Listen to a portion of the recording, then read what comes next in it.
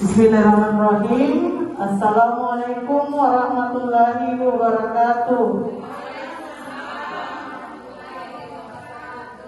Alhamdulillah, puji syukur kita panjatkan kehadirat Allah Subhanahu wa taala karena berkat limpah rahmatnya kita dapat berkumpul untuk mengikuti diseminasi pemahaman dan penerapan pengalaman budaya positif oleh Ibu Eka Sugiarti, CGP Angkatan 10 Kabupaten Tangerang.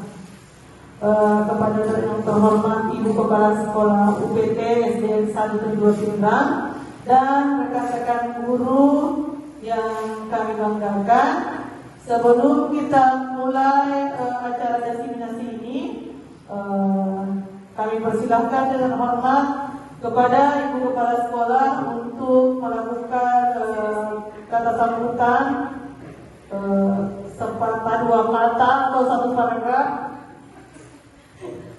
Karena jam siang saya lihat sudah tegang-tegang, jadi kita bercanda sedikit. Kepada Ibu Kepala Sekolah kami persilahkan dengan hormat. Assalamualaikum warahmatullahi wabarakatuh. Selamat siang. Masih semangat ya? Yang saya hormati rekan-rekan pendidik UPT SDN 1 dan 2 Tangerang.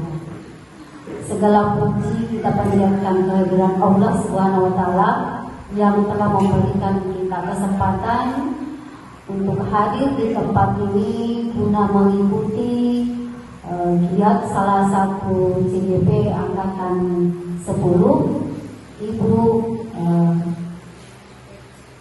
Eka Sugiarti SPD. Baik, adapun diseminasi pemahaman dan penerapan pengalaman ini mengenai budaya positif. Jadi diseminasi artinya di sini penyebarluasan ide atau gagasan kepada satu kelompok. Sedangkan budaya di sini artinya adat istiadat atau kebiasaan yang sukar diubah. Sedangkan positif artinya baik. Berarti budaya positif artinya kebiasaan baik yang kalau bila kita sudah sering melakukan berarti sukar kita ubah lagi. Gitu ya. Nah, saya rasa penyebaran ini sangat penting diinformasikan kepada warga sekolah karena budaya positif ini merupakan salah satu implementasi kurikulum merdeka. Jadi saya minta peserta diseminasi dapat mengikuti kegiatan ini dengan baik sehingga apa yang kita dengarkan, apa yang disampaikan oleh CGP dapat kita terapkan di sekolah kita ini. Nah, saya kira itu sepatah kata dari saya. Saya ucapkan terima kasih. Semoga kegiatan kita ini berjalan sampai akhir dan dapat kita ambil hikmahnya. Sebelum Ibu serahkan kepada CGP, saya buka kegiatan ini dengan ucapan Bismillahirrahmanirrahim.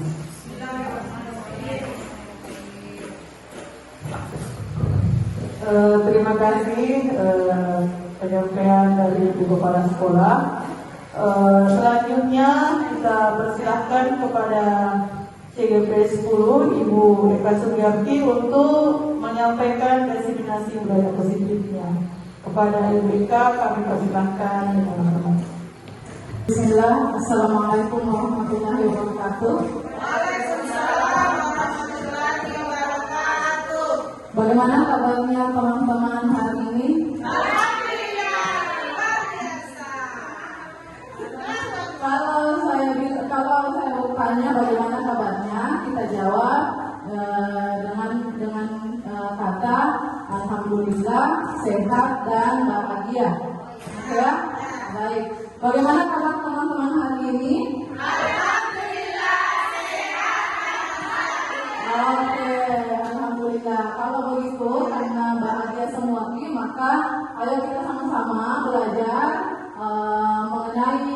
diseminasi budaya positif.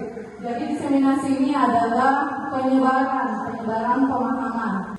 Nah, filosofi pemikiran Ki Hajar Dewantara, Bapak Pendidikan Nasional kita. Beliau mengatakan bahwa di mana ada kemerdekaan, disitulah harus ada disiplin yang kuat. Di mana ada kemerdekaan, berarti harus ada kedisiplinan yang kuat. Dari siapa? Dari diri kita. Kita pendidik tidak bisa kita tumbuhkan, kuatkan kedisiplinannya siswa tak murid tak. Kalau kita nggak kuat, kita tidak disiplin seperti itu. Sembuh pun disiplin itu bersifat self disiplin, kedisiplinan diri. Kita sendiri yang mewajibkan kita dengan sekeras-kerasnya. Tetapi itu sama saja, sebab jikalau kita tidak cakap melakukan kedisiplinan diri, wajiblah penguasa lain mendisiplinkan diri kita. Nah, tentu tidak ada di sini yang mau kalau disiplin dikasih disiplin dari atasannya. Yang paling baik itu kalau kita sendiri yang disiplin, didatangi sesuai waktu, pulang sesuai jam pulang. Nah, seorang guru harus memahami bahwa keteladanan dan pembiasaan adalah hal yang bisa dilakukan untuk membentuk budaya positif. Ala bisa karena biasa. Kalau tidak sekarang, kapan lagi? Nah, seperti itu. Jadi tanamkan ke diri kita. Kalau kita refleksi diri kita, di bulan lalu, tahun-tahun yang lalu saya seperti ini, ternyata tidak sesuai dengan kontrak sama, tidak sesuai dengan kontrak alam, tidak sesuai dengan pembelajaran yang berpihak pada murid. Mulai dari sekarang. Ala bisa karena biasa, kalau bukan sekarang kapan lagi? Konsep-konsep inti budaya positif. Jadi inilah nanti konsep-konsep inti yang akan kita sama-sama pelajari. Ada 6, insya Allah akan saya paparkan dan semoga membawa ilmu materi untuk teman-teman sehingga bisa diterapkan nanti di pembelajaran.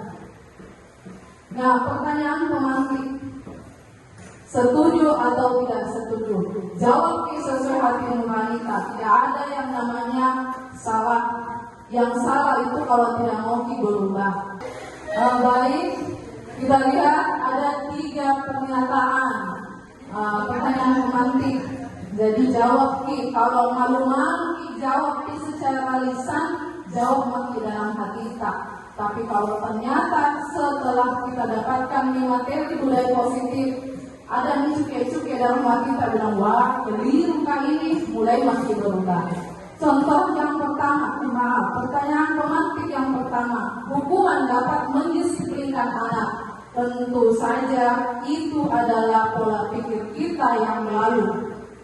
Semakin telas buluh, semakin patuh siswa. Itu pemikiran kita dulu. Kemudian yang kedua, pemberian hukuman dengan hal positif seperti membaca atau membersihkan halaman sekolah dapat meningkatkan disiplin anak. Menurut teman-teman, apakah setuju atau tidak setuju? Kalau mau dijawab jawab dengan hati kami. Kemudian yang ketiga, memberi penghargaan dapat meningkatkan motivasi belajar anak. Dari ketiga pertanyaan ini atau pernyataan ini akan ada kaitannya dengan materi-materi yang akan kita pelajari bersama. Setelah saya paparkan pasti ada, ini tadi pertanyaan pemantiknya, ternyata keliru Kak di sininya. Seperti itu. Nah, selanjutnya pembelajaran dengan paradigma baru. Kalau kita bilang paradigma, maka itu kerangka berpikir. Kerangka berpikir tak. Itu pembelajaran dengan paradigma baru. Sebelum saya lanjut, ayo kita screening dulu. Permainannya adalah permainan melatih fokus. Jadi contohnya seperti ini. Sebelum saya lanjut ya. dari Ibu Eka ke Ibu Suci. Maka Ibu Suci berdiri, kemudian Ibu Suci bergantian mengatakan dari Ibu Suci ke Ibu Neni. Ibu Suci turun, Ibu Neni yang berdiri. Jadi hitungan mundurnya adalah 5 detik. Jadi begini ya. Jadi siapa memang video tak siapa nama mau tersebut. Tidak boleh sebut nama 2 kali. Oke ya? Oke, kita mulai ya. Dari Ibu Eka ke Ibu Denti. Dari Eka ke Ibu Reni. Dari Bu Leni ke Ibu Suci. Dari Ibu Suci ke Ibu Reni. Dari Ibu Reni. Tembak. Lambat, kurang fokus. Seperti itu mainannya. Oke, tepuk tangan untuk semuanya. Dan yang kena tembakan tadi Ibu Rusna ini. Oke, aman ya. Kita lanjutkan materi kita. Nah, kegiatan pemantik dengan judul Cobalah Buka.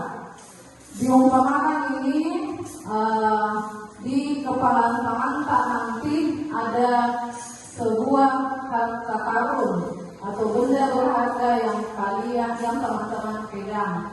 Nah, teman yang lain akan mencoba untuk membuka. Silakan berdiri. Berpasangan Kina.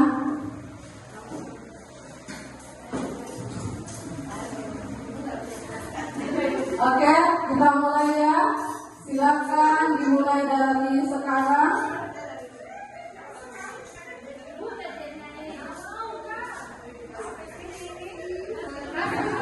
Boleh, pokoknya boleh kasih uang, apapun itu.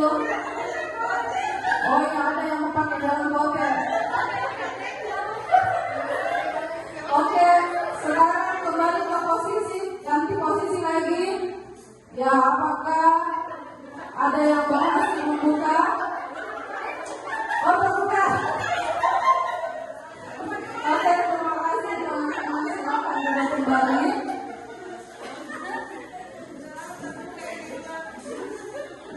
Baik, setelah melakukan percobaan, apa yang terjadi? Nah, apa yang terjadi? Apakah di antara teman-teman ada yang berhasil membuka kepalan tangan teman yang lain? Oh, ada, ternyata ada. Siapa yang tidak berhasil menjaga harta bendanya? Oh, ternyata. Nah, kegiatan pemantik kita ini adalah salah satu kegiatan yang memberikan penunjuk atau pedoman bahwa kita sendirilah yang memegang kendali.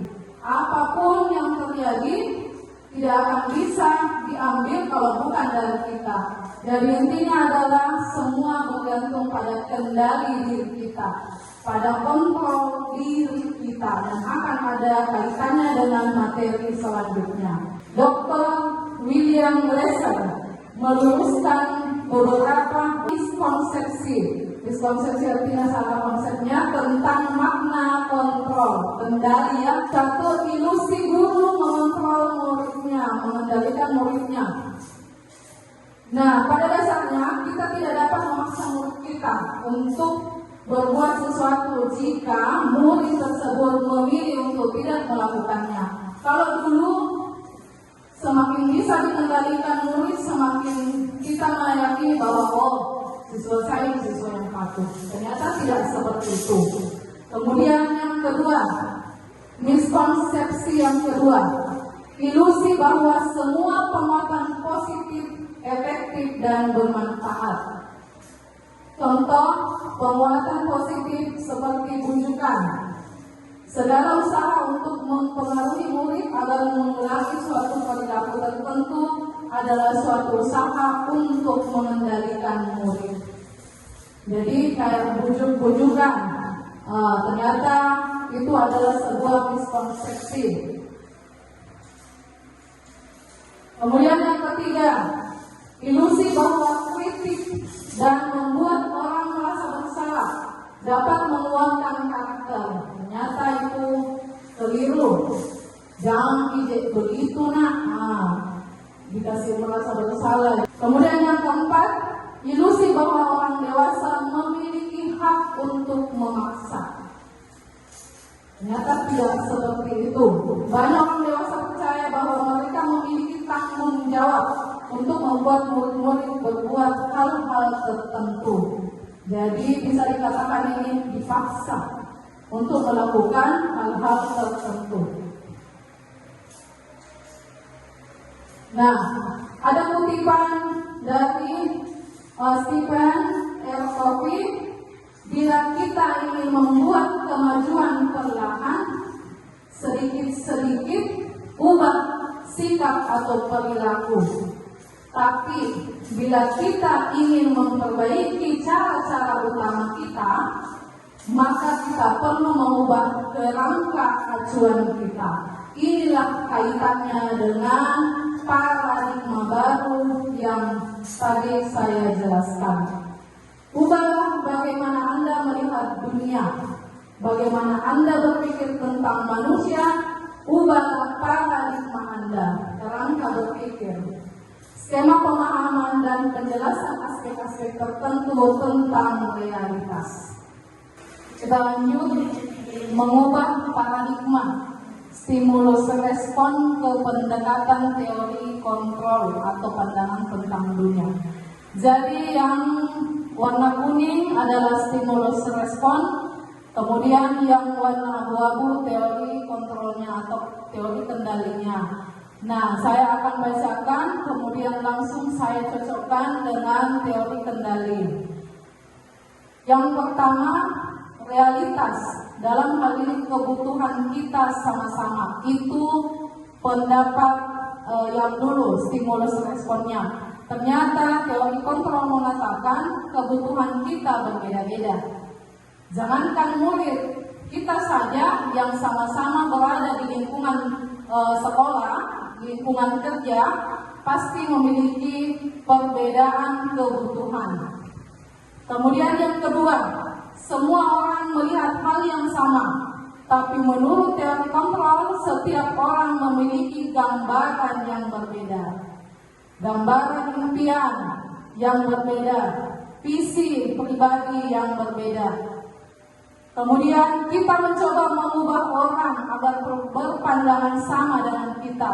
Ternyata kita berusaha memahami pandangan orang lain tentang dunia. Selanjutnya, perilaku buruk dilihat sebagai suatu kesalahan. Kalau di teori kontrol, semua perilaku memiliki tujuan. Akan ada kaitannya dengan kebutuhan dasar manusia. Selanjutnya, orang lain bisa mengendalikan saya. Ternyata hanya Anda yang bisa mengendalikan diri Anda sendiri. Tadi diperhatikan dengan kegiatan pemantik, cobalah buka kepalan tangan. Saya bisa mengendalikan orang lain, padahal yang semestinya adalah kita tidak bisa mengendalikan orang lain. Yang bisa mengendalikan kembali lagi diri masing-masing, individu masing-masing. Pemaksaan ada pada saat bujukan gagal. Kalau teori kontrol mengatakan kolaborasi dan konsensus menciptakan pilihan-pilihan baru. Selanjutnya yang terakhir, model berpikir menang kalah. Ternyata kalau teori kontrol, model berpikir yang baik adalah menang-menang, sama-sama menang, seperti itu. Jadi disinilah letak perbedaan paradigma baru yang harus kita terapkan dalam diri kita. Kerangka berpikir baru yang harus kita terapkan dalam diri kita.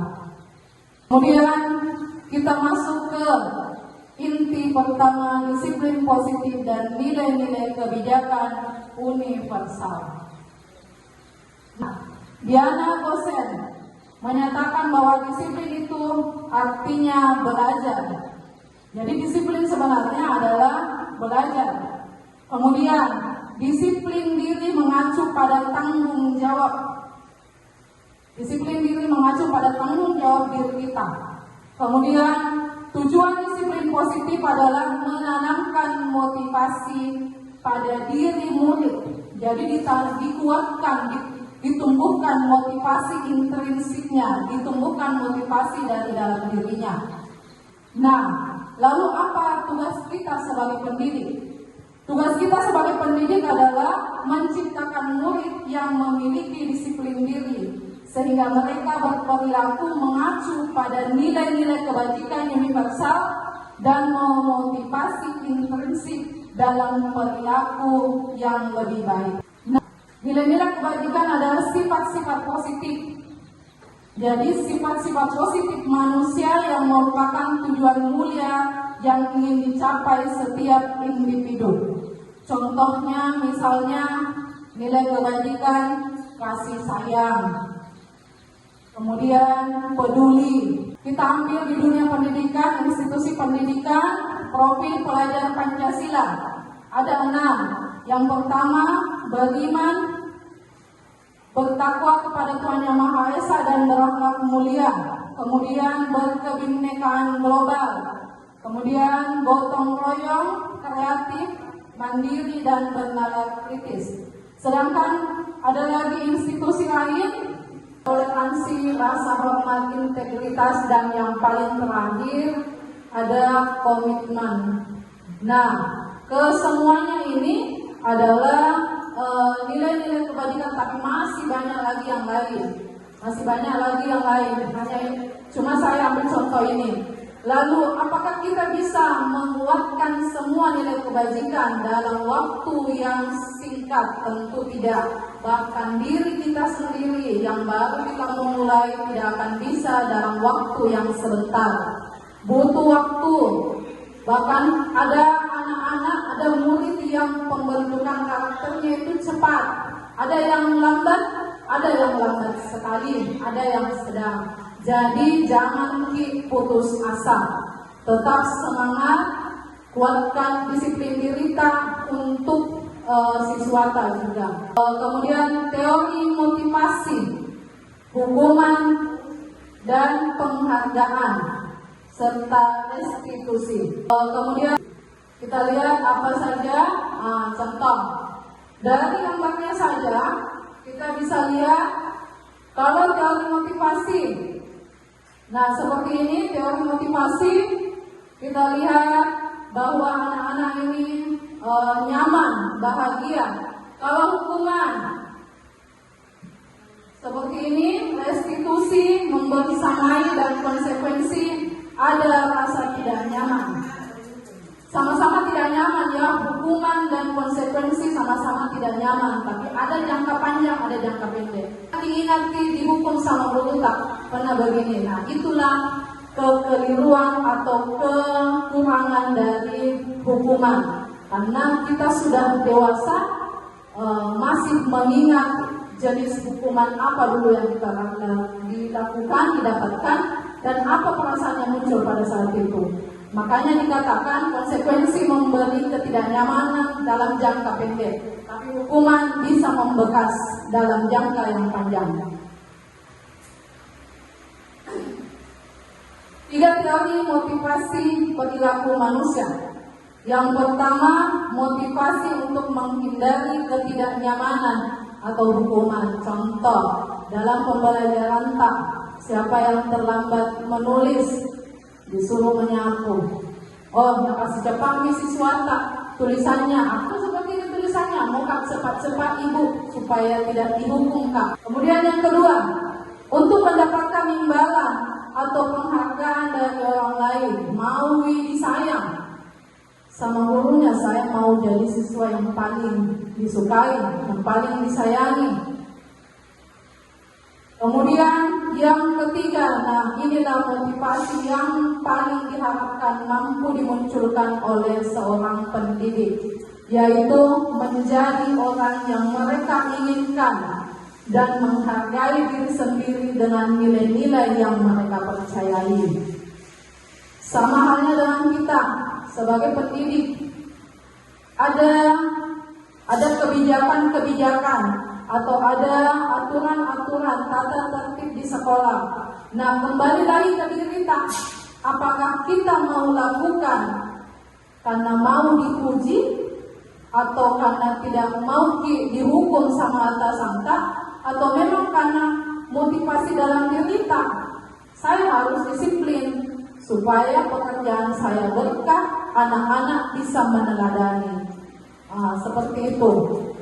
Jadi dan ketiga teori motivasi perilaku manusia, motivasi yang ketiga, motivasi intrinsik inilah yang diharapkan mampu tumbuh dalam diri kita sebagai pendidik dan mampu diwujudkan, ditumbuhkan, dikuatkan di dalam diri murid kita masing-masing.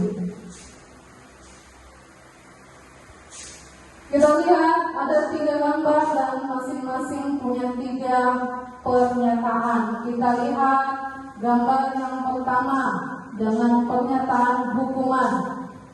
Kalau hukuman ciri-cirinya tidak terencana atau tiba-tiba, jadi tidak ada kesepakatan antara guru dan murid.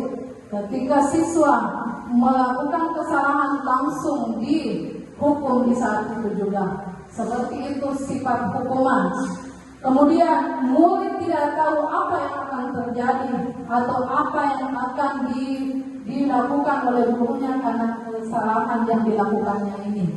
Kemudian yang ketiga bersifat setara. Kenapa bersifat setara? Karena guru yang menentukan hukuman apa yang akan diberikan tanpa melihat apakah siswa ini mampu melakukan konsekuensi atau hukuman itu, apakah siswa akan memperoleh kebaikan dari hukuman tersebut. Kemudian yang terakhir, hukumannya bisa berupa fisik atau hukumannya bisa berupa psikis. Kemudian konsekuensi dari hukuman, kemudian mulai membaik ke konsekuensi. Kalau konsekuensi terencana dan ada kesepakatan antara guru dan murid, jadi ada timbal baliknya. Kemudian ada kolaborasinya, penentuannya. Kemudian murid tetap dibuat tidak nyaman, jadi tetap tidak nyaman murid untuk melakukan konsekuensinya. Kemudian sikap guru selalu memonitor, tetap diawasi, melakukan jika roh, seperti itu. Kemudian restitusi dari hukuman, kemudian melangkah ke konsekuensi. Ternyata ada lagi yang lebih baik dari konsekuensi, yaitu restitusi. Kalau restitusi, proses menciptakan kondisi bagi murid untuk memperbaiki kesalahan. Kemudian proses kolaboratif antara guru dan murid untuk mengajarkan murid mengetahui kesalahan apa yang dilakukannya dan kira-kira solusi apa yang harus dilakukannya, serta akan kembali ke dirinya menjadi suatu hal yang baik atau tidak. Seperti itu kalau restitusi.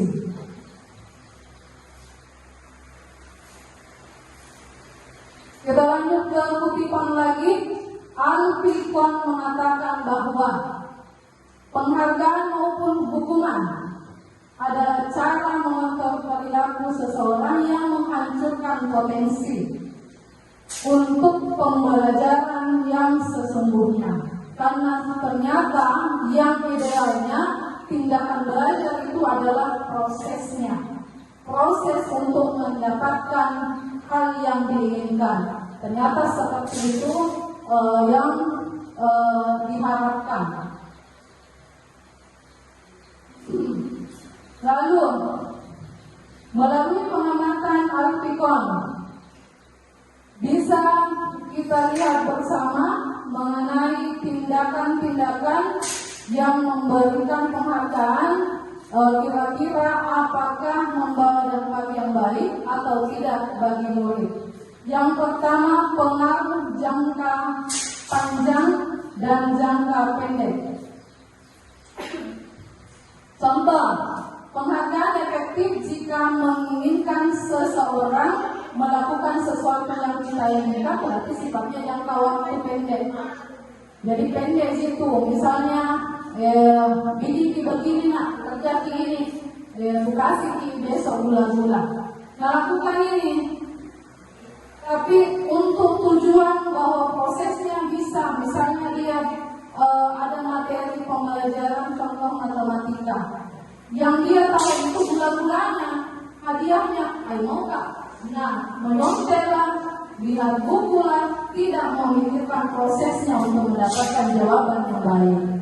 Itu kekurangannya. Kemudian, kalau jangka panjangnya, contoh mendapatkan penghargaan untuk melakukan sesuatu yang baik, maka selain kita senantiasa berharap mendapatkan penghargaan, kita pun menjadi tidak menyadari tindakan baik yang kita lakukan. Ada iming-iming penghargaan, padahal sebenarnya tanpa penghargaan itu bisa dilakukan hal yang lebih baik lagi daripada ini. Tapi karena terlanjur masih selalu lakukan sesuatu pada penghargaan, kita lupakan nih kebahagiaan tak waktu kita dapatkan sesuatu tanpa ada iming-iming penghargaan. Kembali lagi ke proses yang hilang. Kemudian penghargaan dinyatakan tidak efektif. Penghargaan dinyatakan tidak efektif. Selanjutnya, penghargaan merusak hubungan. Ada muncul kecemburuan. Selanjutnya, penghargaan mengurangi ketepatan. Kembali lagi, yang dia inginkan hanya mendapatkan pujian, hadiah, tanpa menyadari bahwa prosesnya ini tidak seperti ini. Lanjut, penghargaan juga dapat menghilangkan motivasi dari dalam diri murid. Jadi sebelum ada penghargaan, ini murid ini bisa untuk melakukan sesuatu melalui motivasinya sendiri. Tapi setelah diberikan penghargaan mulai hilang. Nah, kenapa?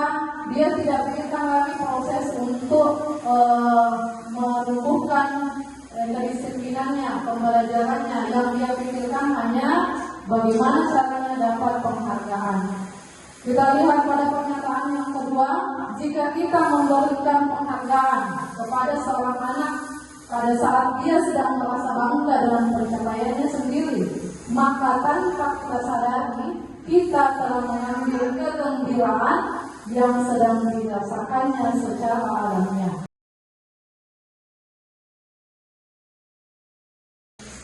Kita lanjut ke keyakinan kelas. Nah, mengapa keyakinan kelas? Mengapa bukan peraturan kelas saja? Kita lihat, seseorang akan lebih tergerak dan bersemangat untuk menjalankan keyakinannya daripada hanya mengikuti peraturan-peraturan yang ada. Kemudian murid-murid pun demikian, mereka perlu mendengarkan dan memahami arti sesungguhnya tentang peraturan-peraturan yang diberikan. Apa nilai kebajikannya dari balik peraturan tersebut? Maka ada yang disebut keyakinan kelas. Keyakinan kelas merupakan nilai-nilai kebaikan yang disepakati secara universal. Keyakinan kelas adalah persetujuan yang dibuat antara guru dan murid. Inilah mengapa dikatakan tadi bahwa ciri-ciri restitusi ini termasuk restitusi adalah ada kolaborasi antara guru dan murid untuk mencari solusi dari suatu masalah. Ada kaitannya dengan keyakinan kelas ini. Kemudian keyakinan kelas kita harus pahami bahwa dibuat oleh murid atas bimbingan guru, kemudian dilaksanakan oleh murid dan untuk menanamkan kebajikan-kebajikan dalam diri murid. Sedangkan kalau peraturan kelas adalah aturan yang dibuat oleh guru bersifat satu arah tanpa melibatkan murid. Jadi guru yang menentukan kesalahan ini hukumannya seperti ini. Tanpa ada kolaborasi dari guru dan murid, apakah murid bisa melakukan hal tersebut atau tidak. Jadi seperti itu perbedaan antara keyakinan kelas dan peraturan kelas. Hal ini diharapkan bisa dilakukan oleh pendidik dalam pembelajarannya di kelas. Sehingga ketika murid melakukan sebuah kekeliruan, jadi ada kekeliruan atau kesalahan yang dilakukan oleh murid, tidak ada lagi rasa sedih, kecewa dari murid pada saat menyelesaikan masalahnya. Kita lanjut ke pembentukan keyakinan kelas. Pembentukan keyakinan kelas, kita harus pahami bahwa sifatnya bersifat abstrak. Kemudian pernyataan-pernyataannya universal, dibuat dalam pernyataan positif. Jadi kalau ada kalimat tidak boleh, itu masih bersifat negatif. Misalnya tidak boleh berlari-lari di kelas, maka kita ganti yang negatif ini menjadi positif. Contohnya misalnya berlari atau berjalan dengan tenang di luar kelas. Misalnya jangan ribut. Kalau jangan ribut ini kan masih bersifat negatif.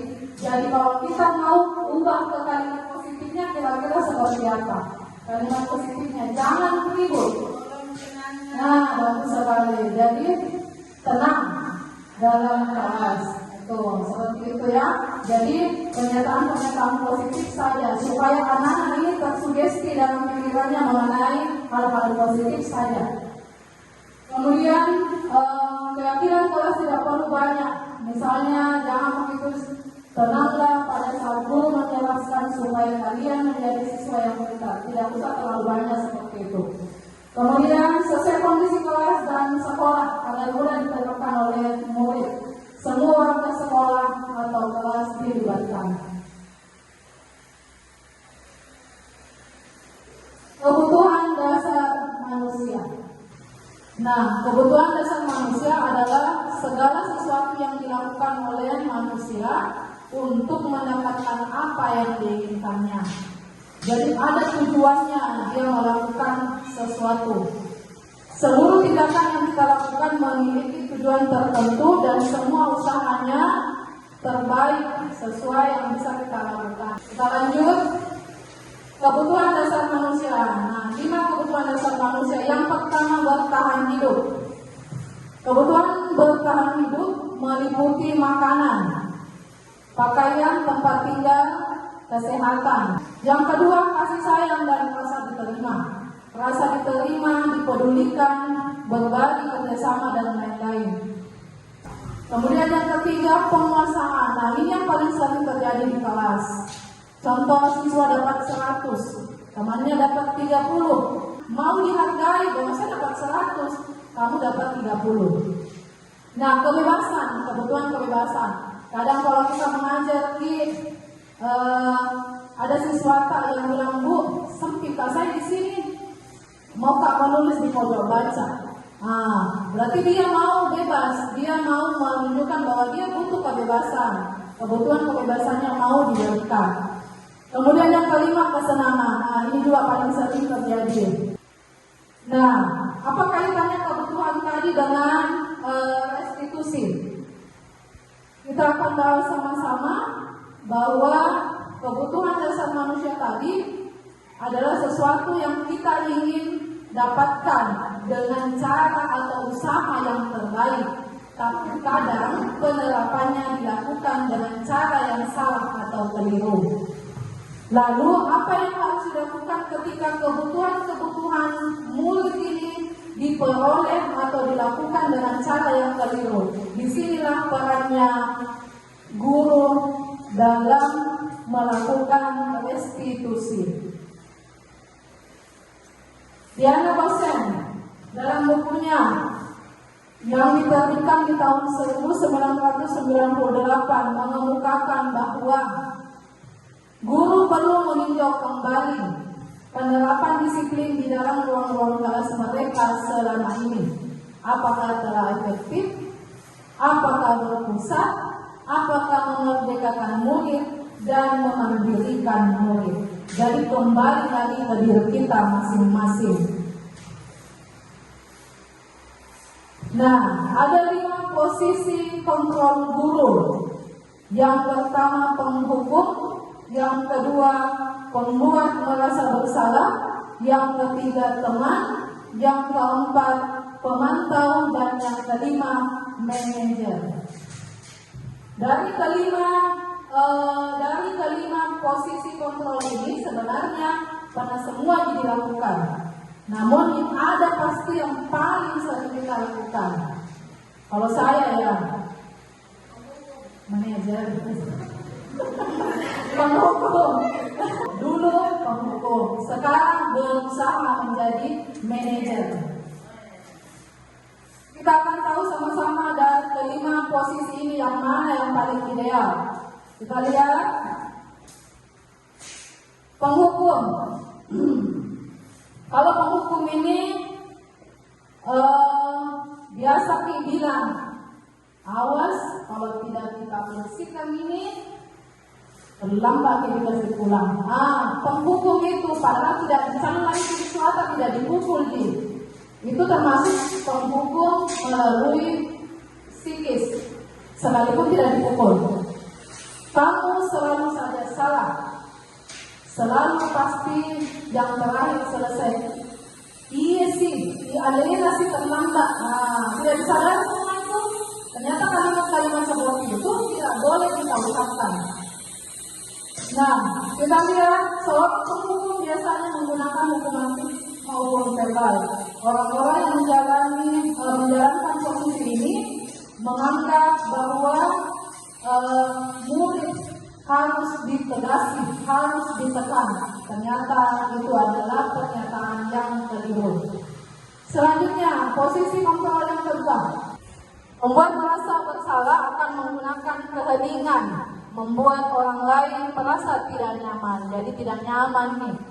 Kemudian merasa bersalah dan rendah diri. Rendah diri ini sama sekali tidak boleh dilakukan. Malah kita pendidik diharuskan untuk memunculkan kemandiriannya siswata. Kemudian bisa percaya diri. Tapi kalau misalnya kita lakukan posisi kontrol membuat merasa bersalah, malah direndahkan dirinya siswata.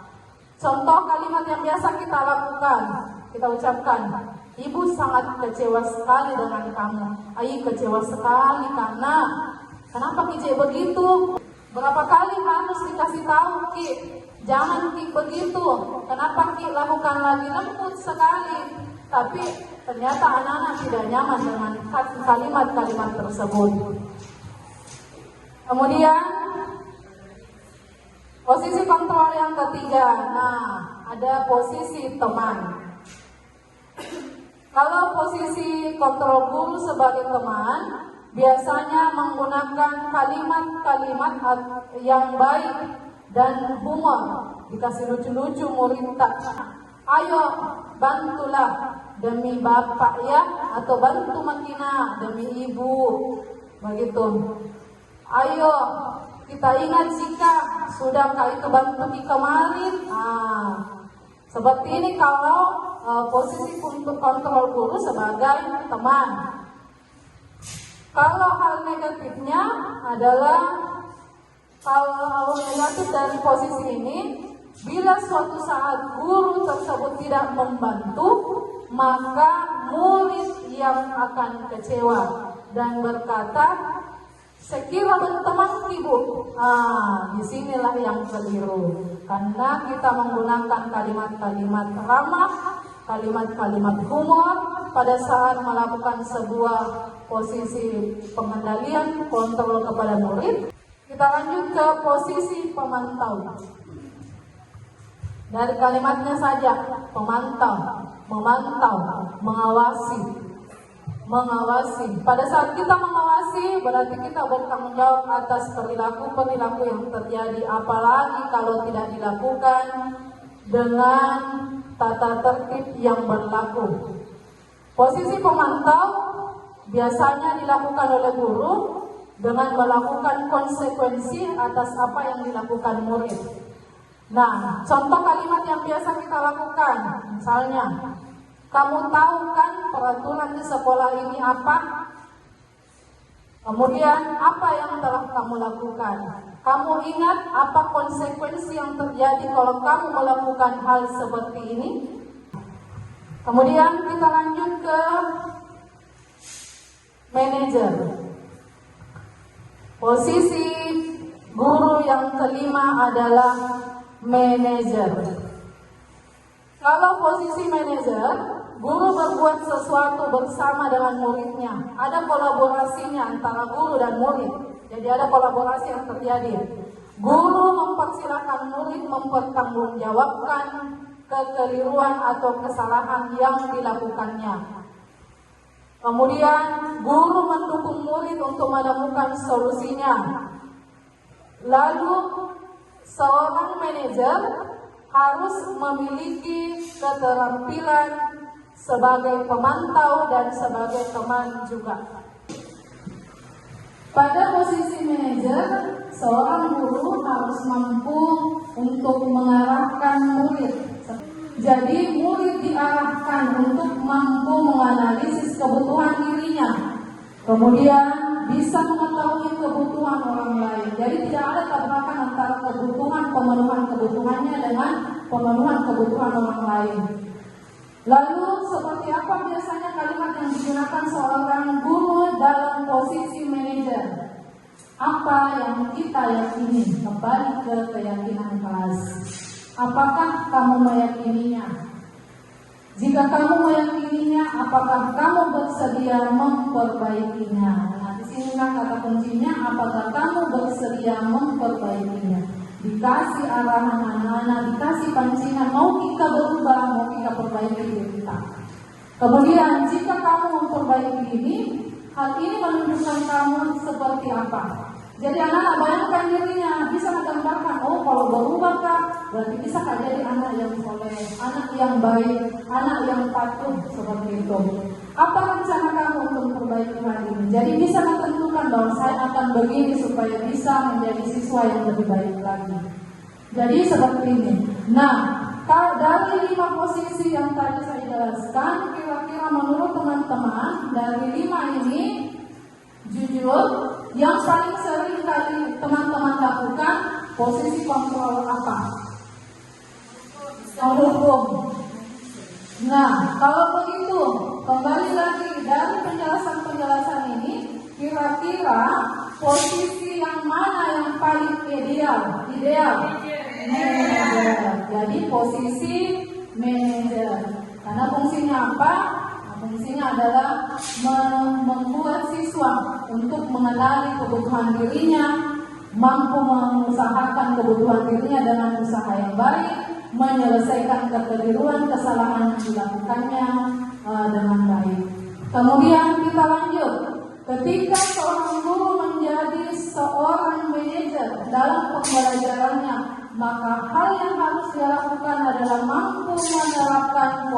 mampu menerapkan segitiga restitusi. Kita lanjut, segitiga restitusi. Harus sabar-sabar kalau jadi manajer. Nah, ini kaitannya. Ketika kita melakukan posisi manajer, maka kita harus bisa mengenali dan menerapkan segitiga restitusi. Kembali lagi, restitusi itu apa? Restitusi adalah proses menciptakan kondisi bagi murid untuk memperbaiki kesalahan mereka, sehingga murid bisa kembali pada kelompoknya dengan karakter yang lebih kuat, kedisiplinan dirinya maksudnya di sini ya. Segitiga restitusi ada 3 langkah. Langkah yang pertama, menstabilkan identitas. Kalau yang terjadi di pembelajaran kita, keseharian kita, siswa tak datang terlambat, yang biasa kita lakukan itu langsung bilang, terlambat sih, ternyata tidak boleh seperti itu. Apa yang bisa kita lakukan? Kita harus memberikan dulu rasa tenang, rasa nyaman kepada murid. Contohnya apa? Tidak apa-apa nak, setiap orang pernah melakukan kekeliruan. Tidak ada manusia yang bisa sempurna. Seperti itu. Jadi ketika siswa sudah mulai tenang, maka kita bisa lebih leluasa masuk ke langkah yang kedua, validasi tindakan yang salah. Kadang itu ada murid yang mau jujur, tapi karena lihat muka tak merah, sudah emosi, dalam hatinya Nabi lagi, hai, biar jujur kak tetap tongkai dimarahin, jangan saja deh. Nah, tidak seperti itu. Jadi apa yang harus kita lakukan? Stabilkan dulu identitasnya. Bahwa identitas gagal yang kamu lakukan hari ini bisa menjadi identitas yang baik, identitas yang sukses. Apa yang bisa kita lakukan ya? Kita berikan dulu rasa tenang, rasa nyaman dengan kalimat-kalimat seperti tidak apa-apa, kamu bukan satu-satunya yang pernah terlambat, seperti itu. Tidak ada manusia yang sempurna dan lain-lainnya.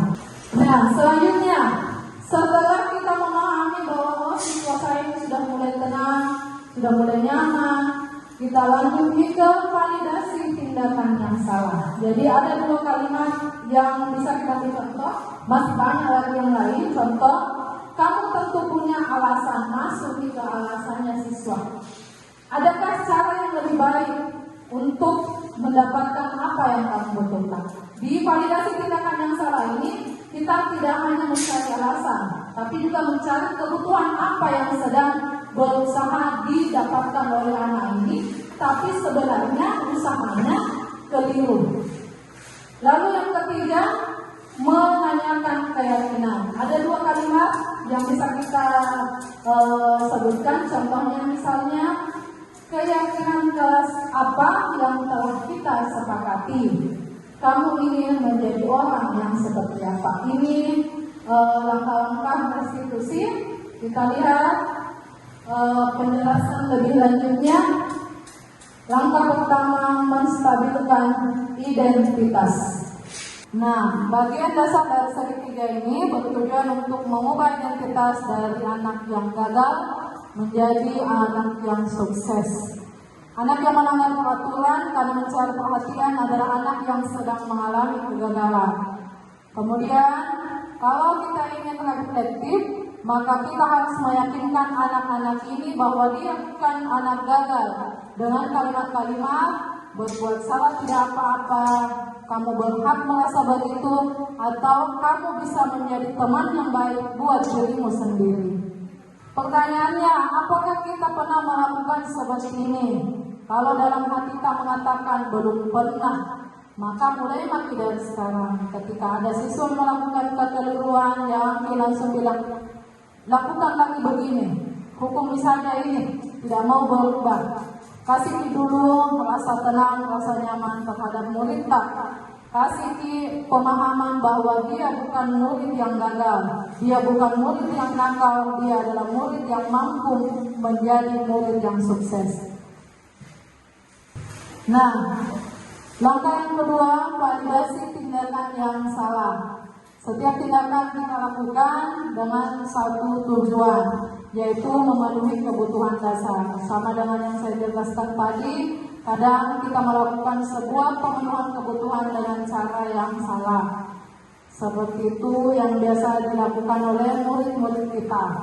Dia ingin merasa terbebas dari rasa bosan, ingin memenuhi kebutuhan kebebasannya, tapi caranya yang keliru.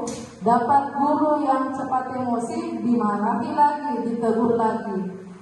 Kita lanjut, kalimat-kalimat yang bisa kita lakukan sekalipun sebenarnya masih asing dalam penerapannya.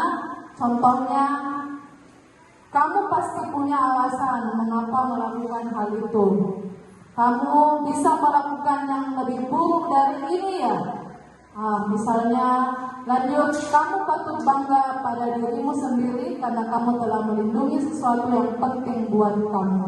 Jadi kalimat-kalimat ini masih asing, tapi kalau kita menerapkan posisi manajer, maka harus bisa menerapkan restitusi, segitiga restitusi dengan kalimat-kalimat seperti ini.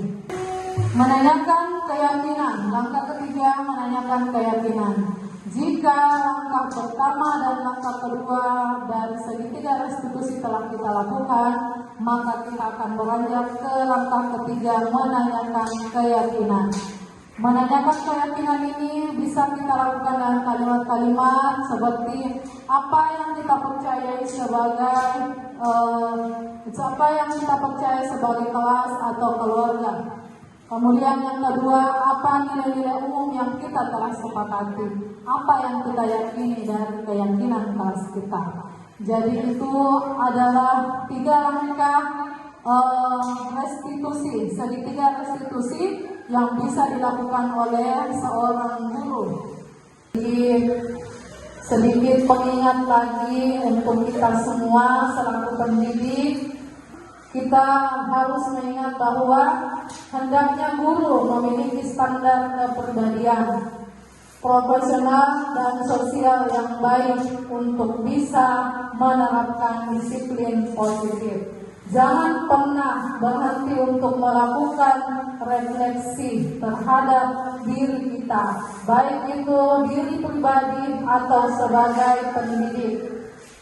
Diseminasi budaya positif yang saya paparkan tadi telah selesai. Saya harap materi-materi, konsep-konsep intinya bisa dimengerti dengan baik dan insya Allah bisa diterapkan. Namun sebelum itu saya buka sesi tanya jawab. Boleh satu pertanyaan dari teman mengenai materi tadi. Siapa tahu masih ada yang belum dimengerti. Oh ya, silakan Bu Reni.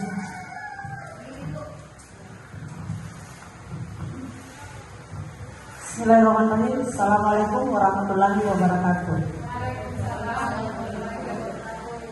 Terima kasih atas kesempatan yang diberikan. Setelah menyimak pemaparan materi Ibu Eka tadi terkait dengan materi penerapan segitiga restitusi, yang ingin saya tanyakan adalah apakah penerapan segitiga restitusi bisa diterapkan tidak sesuai dengan tahapannya? Kan yang tadi kita jelaskan, yang pertama menstabilkan identitas, kemudian validasi tindakan yang salah, kemudian yang ketiga menyanyikan keyakinan. Apakah itu bisa diterapkan tidak sesuai dengan tahapannya tersebut? Terima kasih, Bu.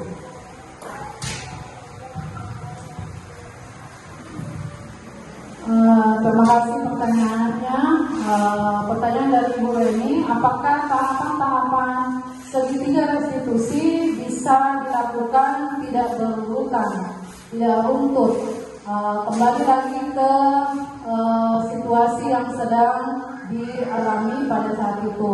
Kalau kita bilang apakah boleh, boleh. Namun alangkah baiknya jika kita bisa melakukannya sesuai dengan urutan-urutannya. Karena kembali lagi ke fungsinya masing-masing. Menstabilkan identitas berarti kita memberikan dulu rasa tenang, rasa nyaman kepada siswa. Kemudian baru langkah kedua validasi tindakan salah, menanyakan apa alasan melakukan sesuatu. Kemudian kembali ke tahap ketiga, meyakini keyakinan kelas. Jadi boleh tidak untuk seperti itu.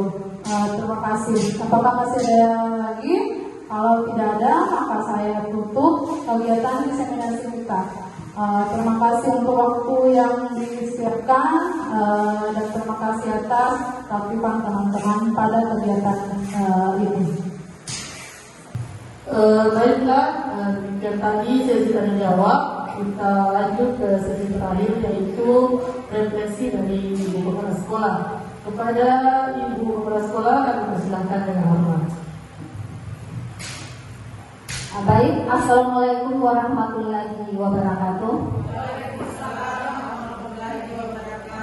Setelah mendengarkan pemaparan diseminasi budaya positif yang disampaikan oleh Ibu Eka Sugiarti SPD, CDP Angkatan 10, di sini ada kata refleksi yang ingin saya sampaikan. Salah satu pendapat yang telah disampaikan pada saat pemaparan tadi, yaitu pendapat Stephen L. Covey, mengatakan bahwa bila kita ingin membuat kemajuan perlahan, sedikit-sedikit ubahlah sikap atau perilaku Anda. Namun bila kita ingin memperbaiki cara-cara utama kita, maka kita perlu mengubah kerangka acuan kita. Artinya di sini dalam penerapan budaya positif, jika kita ingin berhasil dalam mengimplementasikan budaya positif di sekolah, maka hal yang perlu kita ubah adalah mulai dari diri, ubah perilaku kita. Itu. Saya kira itu kata-kata yang sangat memberikan kita ujangan untuk kita berbuat ke depan. Intinya segala sesuatu itu mulailah dari diri sendiri. Sekian, terima kasih. Assalamualaikum warahmatullahi wabarakatuh. Baiklah, dengan berakhirnya seluruh rangkaian kegiatan, maka kita akhiri kegiatan kita hari ini. Terima kasih kehadiran dan partisipasinya. Terima kasih atas segala dukungannya. Sekian, wassalamualaikum warahmatullahi wabarakatuh. Waalaikumsalam warahmatullahi wabarakatuh.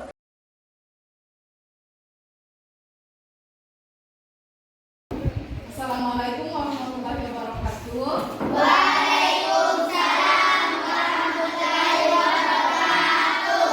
Bagaimana kabarnya, Nak? Baik. Alhamdulillah ya. Jangan lupa untuk senantiasa mengucapkan syukur pada setiap keadaan yang terjadi pada kita. Apalagi kalau dikasih kenikmatan sehat, harus kita selalu bersyukur. Nah, coba lihat semua ke papan tulis. Ada tulisannya Ibu. Bacanya apa? Oke, keyakinan kelas. Kita akan membuat sebuah keyakinan kelas bersama-sama. Keyakinan kelas adalah nilai-nilai kebajikan. Nilai-nilai kebajikan universal yang akan kita tuliskan sama-sama dan sepakati, kemudian diterapkan. Sticky note yang Ibu simpan di meja ketua kelas anak-anakku, silahkan dibalikan Pak Fadil. Balikan dulu ya, kemudian dibawakan berikan kembali petunjuknya apa. Ya, silakan Nak. Jangan diapa-apakan dulu ya, tunggu petunjuk dari Ibu.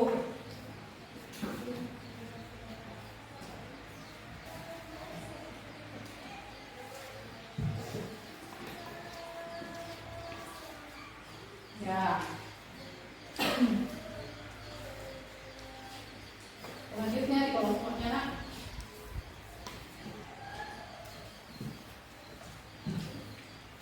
Oke, pas. Nah, petunjuk selanjutnya adalah nilai-nilai kebajikan itu seperti apa? Tadi Ibu katakan keyakinan kelas adalah nilai-nilai kebajikan yang dituliskan bersama, disepakati sama-sama dan akan diterapkan di diri kita bersama. Nah, nilai kebajikan itu contohnya seperti ini misalnya, saling menyayangi, kemudian peduli, kemudian datang tepat waktu misalnya. Itu kegiatannya ya. Kalau datang tepat waktu berarti kita melakukan sebuah kedisiplinan. Masing-masing siswa menuliskan satu kebajikan, nilai kebajikan yang mau ada. Artinya mau kina kalau ada di kelas tak. Mau ki kalau saya kulakukan nih, temanku juga bisa lakukan. Jadi kelas tak bisa nyaman, bisa bahagia untuk ditempati dalam proses pembelajaran. Begitu Nak ya. Silakan anak-anakku tuliskan dengan tulisan yang indah supaya mudah dibaca nanti. Setelah ditulis, kemudian antri satu persatu untuk tempelkan di depan. Yang sudah selesai boleh langsung tempel dengan rapi di depan.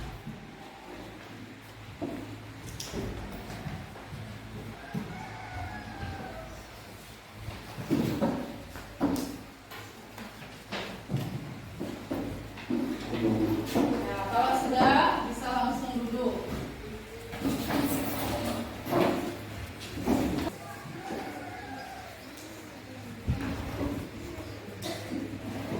Oke, semuanya lihat. Sudah ada sticky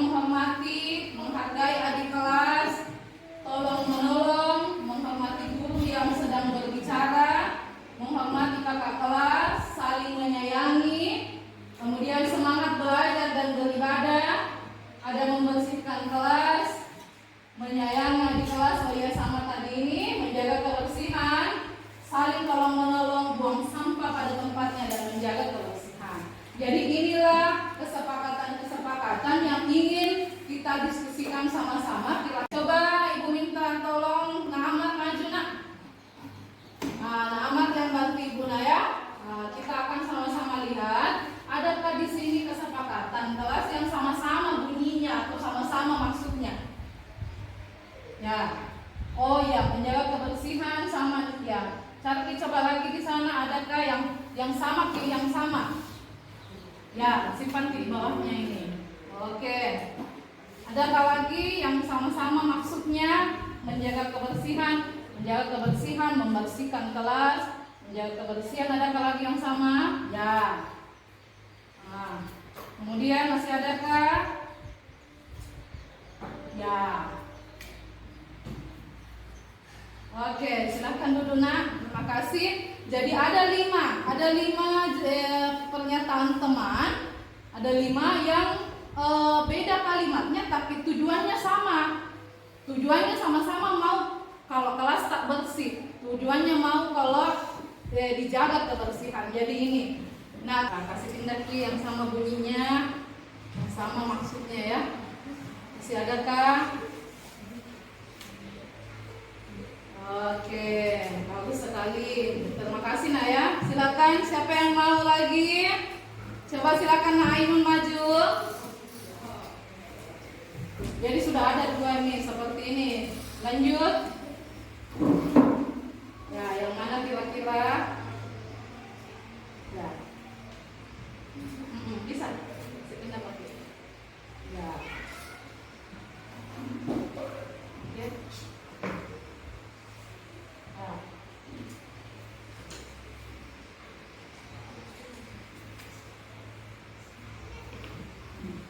Nah, silakan dulu nak, terima kasih. Setelah didiskusikan bersama-sama, kita kelompok-kelompokkan nih ceritanya tadi ini. Oh, kesepakatan ini sama tujuannya. Oh, nilai ini sama tujuannya. Nah, sudah ada muncul seperti ini. Ada nilai kebajikan, kejujuran, kemudian menjaga kebersihan ini hampir sama semua bunyinya, maksudnya sama. Kemudian ada saling menyayangi. Ada juga semangat belajar dan beribadah. Lalu ada saling tolong menolong. Lalu ada disiplin. Dan yang terakhir menghormati. Jadi inilah nilai-nilai kebajikan yang akan kita tuangkan dalam keyakinan kelas kita dan akan kita laksanakan bersama-sama di kelas. Nah, pembuatan keyakinan kelas kita sudah selesai. Semoga anak-anakku benar-benar bisa menerapkannya. Kita sama-sama menerapkannya ya. Sekian dan terima kasih. Wassalamualaikum warahmatullahi wabarakatuh.